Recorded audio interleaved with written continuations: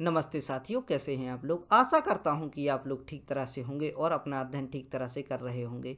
भारतीय इतिहास की यात्रा का यह 57वां व्याख्यान है और इसके अंतर्गत हम जनजाति विद्रोह के बारे में अध्ययन करेंगे।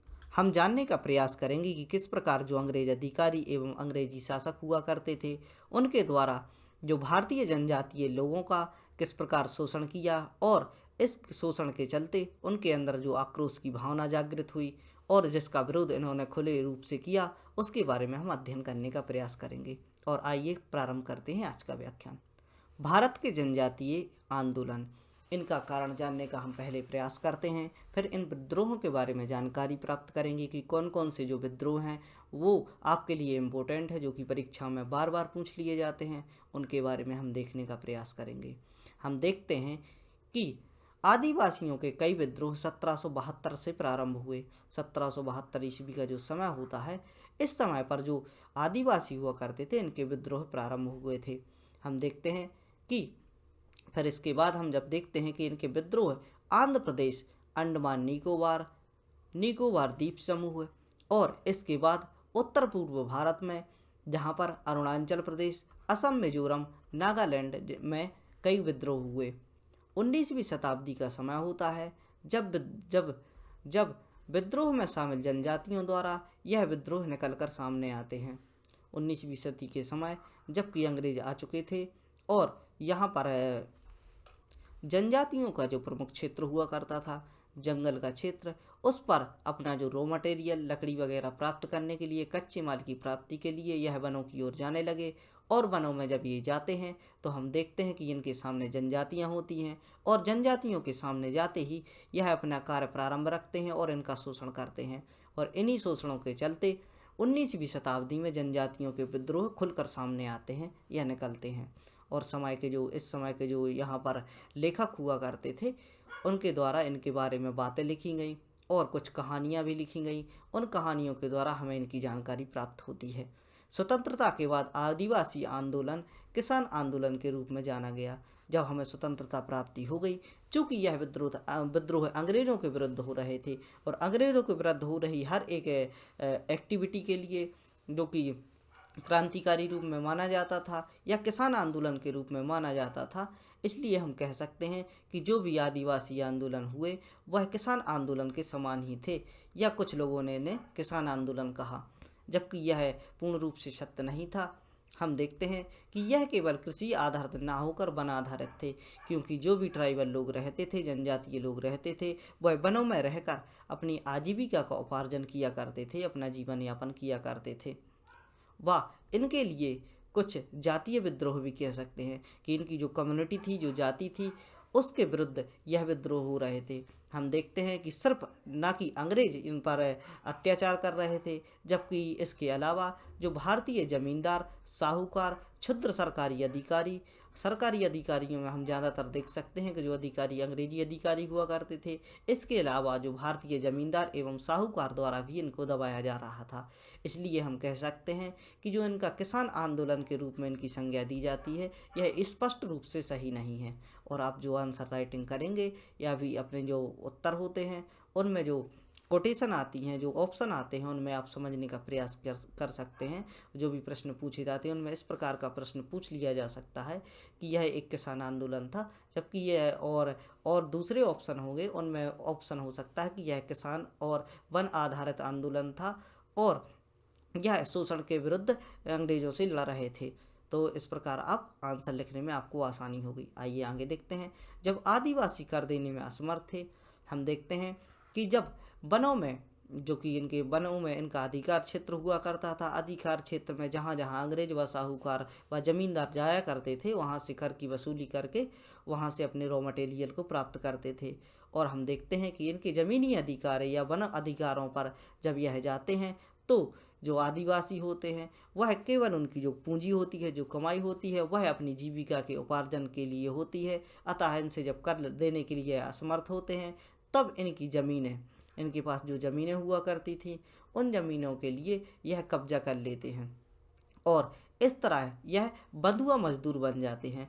एक तो गवर्नमेंट के द्वारा इस प्रकार के एक्ट लाए जाते हैं कि किसी प्रकार की एक्टिविटी बिना सरकार की परमिशन के जंगलों में नहीं होगी, और दूसरी बात यह होती है कि इनके पास कोई रोजगार नहीं बचता और अतः उनके लिए अपने जो मजदूरी कराने के लिए व्यक्तियों की आवश्यकता होती है। यदि जो भी आदिवासी होते हैं जो अपने सुरक्षित रूप से अपनी जीविका का उपार्जन कर रहे थे, हंस खेल रहे थे, वह बंधुआ मजदूर बनकर रह जाते हैं। और हम आगे देखते हैं कि अधिकारियों द्वारा जमींदारों की सहायता की जाती है। जो अधिकारी हुआ करते थे वह जमींदारों की सहायता करते थे। और जिस प्रकार हम देख सकते हैं कि जमींदारों द्वारा जब इनका शोषण किया जाता था और शोषण के विरुद्ध जब यह आवाज़ उठाते थे तो अधिकारी इनकी सुनवाई नहीं करते थे, क्योंकि हम देख सकते हैं कि जो भी अधिकारी है उन्हीं के द्वारा जमींदारों को नियुक्त किया जाता था। आगे हम देखते हैं अदालतें आदिवासियों की दुर्दशा से अनजान थी, क्योंकि जो आदिवासी लोग हुआ करते थे इनके ऊपर एक तो जमींदार थे, ऊपर से इनके ऊपर जो अधिकारी हुआ करते थे, अतः इनके जो भी फैसले थे, इनकी जो भी समस्याएं थी वो अदालतों तक नहीं पहुंच पाती थी। अतः यह इनकी जो दुर्दशा थी वह बहुत ही दयनीय थी। अतः यह अपनी गुहार किसी से नहीं लगा पा रहे थे। इसी कारण यह विद्रोह प्रारंभ हुए। वनों के प्रबंधन ने आदिवासियों को प्रभावित किया। जैसे जैसे जो अंग्रेजी सरकार के प्रबंधन प्रारंभ हुए उनके द्वारा जो भी एक्ट लाए गए जो कि वनों से संबंधित थे, जिन पर उनका एक अधिकार था, वह ही यहाँ से रॉ मटेरियल ले जा रहे थे एवं जंगलों को काट रहे थे। अतः हम देख सकते हैं कि आदिवासी इससे प्रभावित होते हैं, क्योंकि वन आदिवासियों की आजीविका के एकमात्र उपार्जन के साधन थे और इन्हीं संसाधनों पर चोट की जा रही थी।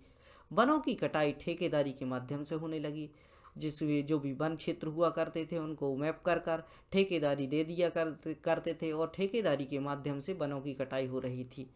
और हम देखते हैं कि उत्पादों से आदिवासी वंचित किया गया। जो भी उत्पाद थे जिनका प्रयोग कर यह अपनी जीविका का उपार्जन चला रहे थे, उन उत्पादों को इनसे छीन लिया गया, अतः यह उससे वंचित हो गए।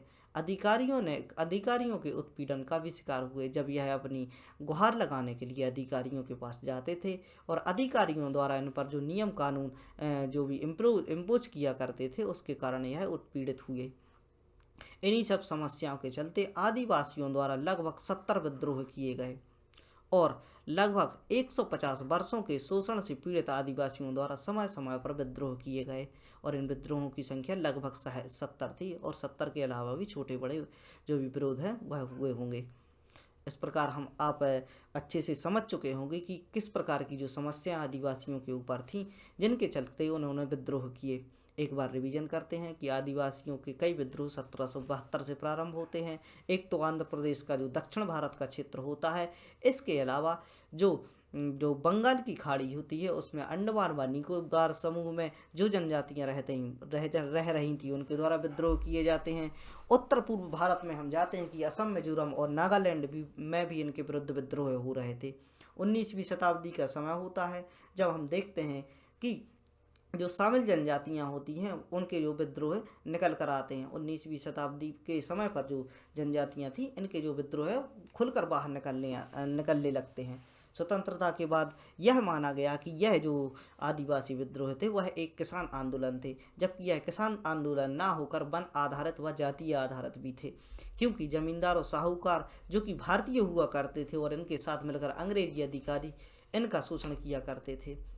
और हम आगे देखते हैं कि आदिवासी जब कर देने के लिए असमर्थ हुए, क्योंकि इनके लिए उपार्जन का एक ही साधन था। आदिवासी आपने देखा होगा कि किस प्रकार यह अपना जीवन यापन करते हैं, जंगल में ही रहते हैं, वहीं पर अपना भोजन के लिए जो भी सामग्री होती है उससे यह अपना जीवन यापन करते हैं। इनके लिए जोड़ने के लिए कुछ नहीं होता, झोपड़पट्टी बनाकर यह अपना जीवन यापन करते हैं। अतः उनसे कर की वसूली किस प्रकार की जाएगी, और प्रारंभ में ही जब इस प्रकार के नियम लगाए जाते हैं कि उनसे कर की वसूली की जाती है तो वह अपने हाथ खड़े कर देते हैं और बंधुआ मजदूर बनने पर मजबूर हो जाते हैं। वनों से इनके अधिकार छीनने के बाद इनकी दुर्दशा दयनीय हो जाती है और अदालतों तक इनकी पहुंच नहीं होती, क्योंकि ना तो इनको कानून का ज्ञान होता है और इनके ऊपर इतने वो बैठे होते हैं, एक तो जमींदार उसके ऊपर अधिकारी। इसके बावजूद इनकी दशा इस प्रकार की हो जाती है, इनकी अदालतों तक इनकी पहुंच नहीं होती है। और जो भी जो प्रबंधन संबंधी कार्य होते हैं इनके द्वारा इनके जो अधिकार हैं वह छीन लिए जाते हैं। ठेकेदारी व्यवस्था जब वनों के ऊपर आती है तो इस व्यवस्था के चलते ही जो आदिवासी होते हैं वह यहाँ से जो वनों के क्षेत्र होते हैं यहाँ से वंचित हो जाते हैं। लगभग 150 वर्षों तक इनका लगातार शोषण किया जाता है और समय समय पर इनके द्वारा जो विद्रोह किए जाते हैं उनमें से जो प्रमुख विद्रोह हैं उनके बारे में हम देखेंगे। आइए देखते हैं जनजातीय आंदोलन। सबसे पहले हम देखते हैं सन्यासियों द्वारा एक आंदोलन किया गया था। सर्वप्रथम भारत में 1760 से लेकर 1800 ईस्वी तक यानी जो भी 40 वर्षों का समय रहा। इस समय में बंगाल में जो अंग्रेज अधिकारी हुआ करते थे, अंग्रेजों के खिलाफ एक विद्रोह होता है जो कि 40 वर्षीय विद्रोह होता है। इस विद्रोह में शामिल सन्यासी गिरी संप्रदाय के हुआ करते थे। गिरी संप्रदाय के सन्यासियों द्वारा अंग्रेजों के विरुद्ध विद्रोह किया गया जो कि 1760 ईस्वी से 1800 ईस्वी तक चला। आगे हम देखते हैं इस विद्रोह का नेतृत्व कैना सरकार एवं धीरजी नारायण द्वारा किया गया। बहुत ही प्रमुख, इनको आप याद रख सकते हैं। कैना सरकार एवं धीरजी नारायण द्वारा सन्यासी विद्रोह को क्या किया गया, जो कि नेतृत्व करता हुआ करते थे। इनका नेतृत्व कैना सरकार एवं धीरजी नारायण द्वारा किया गया। आगे देखते हैं इसी विद्रोह का वर्णन बंकिम चंद्र चटर्जी की उपन्यास आनंद मठ में मिलता है। हम देखते हैं कि जिस प्रकार यहाँ पर जो शोषण हो रहे थे उन शोषणों को देखते हुए बंकिम चंद्र चटर्जी की जो रचना है वह इनके ऊपर एक उपन्यास लिखते हैं आनंद मठ। आनंद मठ जो इनका उपन्यास है, अपने उपन्यास में इसकी चर्चा करते हैं।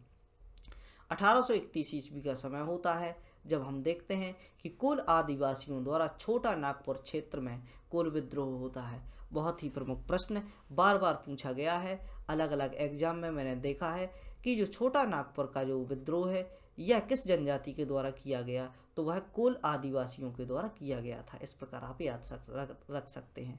और डेट भी पूछ ली जाती है तो 1831 आप डेट याद रखिए। इस विद्रोह का नेतृत्व कानू एवं सिंधु द्वारा किया गया। यह बहुत ही प्रमुख नेतृत्वकर्ता थे। इनके द्वारा बहुत प्रकार के जो विद्रोह का नेतृत्व किया गया था। 1831 का जो विरोध होता है इसमें यही नेतृत्व करते हैं। इस कारण अंग्रेजों द्वारा कुल आदिवासियों की भूमि छीनकर मुसलमानों एवं सिखों को देना चाहते थे, जो कि कोल विद्रोह था। इसका प्रमुख कारण जो आदिवासियों की जो जमीनें होती थीं भूमि छीनकर मुसलमान एवं सिखों को देना चाहते थे। चूँकि यह इसलिए था क्योंकि सिखों में बहुत से ठेकेदार हुआ करते थे, जमींदार हुआ करते थे, जो कि इनसे सीधे तौर पर किसानी कर सकते थे। और हम देखते हैं 1855 ईस्वी में एक और विद्रोह होता है जिसे भागलपुर एवं राजमहल की पहाड़ियों में देखा जाता है। इसमें हम देखते हैं कि आदिवासियों ने अंग्रेजों के खिलाफ विद्रोह किया और इस विद्रोह का नेतृत्व कन्नू एवं सिंधु द्वारा फिर से किया गया। जो 1855 ईस्वी का जो विद्रोह होता है कन्नू एवं सिंधु के द्वारा फिर से इसमें नेतृत्व किया जाता है। चूँकि यह विद्रोह संथाल जाति द्वारा किया जा रहा था और जब भी विद्रोह होते थे उनका नेतृत्व करने के लिए ये नेता हैं जो सिंधु और कन्नू है नेतृत्व करता है, यह पहुंच जाते थे। इस प्रकार जो संथाल जाति के लोग विद्रोह करने वाले थे, अतः इन्होंने अपना नेता बनाकर कन्नू एवं सिंधु के लिए बुलाया जाता है और यह विद्रोह यहाँ से प्रारंभ होता है। चूँकि संथाल जाति इसमें इन्वॉल्व थी इसलिए इसे संथाल विद्रोह भी कहा जाता है। पूछ लिया जाता है कि संथाल विद्रोह किस समय पर निकल कर आया, तो यह निकल कर आया 1855 ईस्वी में। पूछ लिया जाता है कि यह विद्रोह कहाँ पर था, भागलपुर एवं राजमहल पहाड़ियों के आदिवासियों के द्वारा किया गया था। और आगे देखते हैं 1822 का विद्रोह। 1822 ईस्वी में पश्चिमी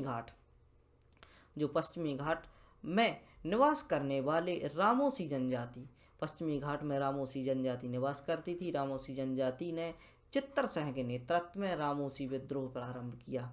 पूछ लिया जाता है कि रामोसी जनजाति किस घाट की थी, तो यह थी पश्चिमी घाट की। और इसके द्वारा विद्रोह कब किया गया, 1822 ईस्वी में किया गया और इसके नेतृत्वकर्ता थे चित्तर सिंह और इसे रामोसी विद्रोह के नाम से जाना जाता है। बहावी आंदोलन बहुत ही प्रमुख, बहुत बार पूछा गया है। यह आंदोलन 1830 से 1860 ईस्वी तक चला। बहुत ही लंबा 30 वर्ष का जो आंदोलन था यह उत्तर प्रदेश में चला। इसका नेतृत्व रायबरेली के निवासी अब्दुल वहाबी द्वारा किया गया। अब्दुल वहाबी के नाम पर ही इसका नाम बहावी आंदोलन रखा गया। समय देख लेते हैं। वहाबी आंदोलन कब किया गया? 1830 ईस्वी से 1860 ईस्वी के मध्य किया गया। इसके नेतृत्वकर्ता अब्दुल वहाबी हुआ करते थे। और क्षेत्र देखते हैं तो यह रायबरेली क्षेत्र में हुआ था। कूका विद्रोह, कूका विद्रोह के बारे में हम जानकारी लेते हैं। 1840 ईस्वी में पश्चिमी पंजाब में भगत जवाहर मल के नेतृत्व में कूका विद्रोह किया गया। कूका विद्रोह कहाँ का पहा, इसके क्वेश्चन में पूछ लिया जाता है कहाँ का था, तो यह पश्चिमी पंजाब का जो विद्रोह है हुआ करता था। और इसके नेतृत्वकर्ता थे वह भगत जवाहर महल हुआ करते थे। इसे कूका विद्रोह के नाम से जाना जाता है। खोंडा डोरा विद्रोह, खोंडा डोरा विद्रोह 1900 ईस्वी में, फिक्स है 1900। खोंडा डोरा विद्रोह 1900 ईस्वी में विशाखापट्टनम के डावर क्षेत्र के खोड़ा डोरा जनजाति द्वारा किया गया। खोड़ा डोरा एक जनजाति थी। इस जनजाति के द्वारा जो कि विशाखापट्टनम में निवास किया करती थी, 1900 ईस्वी में विद्रोह किया जाता है जिसे खोड़ा डोरा जनजाति द्वारा किया गया। अतः इसे खोड़ा डोरा विद्रोह कहा जाता है। और इसके साथ ही हम आज का व्याख्यान खत्म करते हैं। आशा करता हूँ कि आपको मेरे ये छोटे छोटे से प्रयास समझ आ रहे होंगे और आप इसका अध्ययन कर रहे होंगे। आपसे एक गुजारिश है कि जब भी आप इस व्याख्यान को सुने, जो भी व्याख्यान है, इन व्याख्यानों के लिए अपनी कॉपी में नोट डाउन करते जाएं और बार बार सुनने का प्रयास करें। और एक बार आप नोट डाउन कर लेंगे तो इसमें बहुत ही आसानी होगी और जल्दी से जल्दी आपको याद हो जाएंगे। प्री के हिसाब से यह बहुत ही महत्वपूर्ण है क्योंकि प्री में इस प्रकार के प्रश्न पूछ लिए जाते हैं। और इसके अलावा जब आप मेंस में इसको लिखेंगे तो आप इससे जो भी फैक्ट हैं, इन फैक्टों को अपने आंसर में इनपुट कर सकते हैं। और इस प्रकार की जो सामाजिक समस्या हैं जिनके बारे में मैं बेसिक रूप से बताता रहता हूं, उनको भी समझने का प्रयास कीजिए कि किस प्रकार की सामाजिक दशाएं इस समय पर चल रही थीं और किस प्रकार जो आंदोलन निकल कर आए। आपसे इस प्रकार के प्रश्न पूछ लिए जाते हैं कि जो जनजाति विद्रोह हुए उनके कारण क्या थे, तो कारण के बारे में मैंने बहुत ही अच्छे से आपको बताया है। और कुछ प्रमुख आंदोलनों के बारे में बताने को आएगा, तो आंदोलन के विद्रोह एवं आंदोलन जो आंदोलन हुए हैं, इन आंदोलनों के लिए आप इनपुट कर सकते हैं। और इसके साथ ही आज का व्याख्यान खत्म करते हैं। पढ़ते रहिए, खुश रहिए, जय हिंद।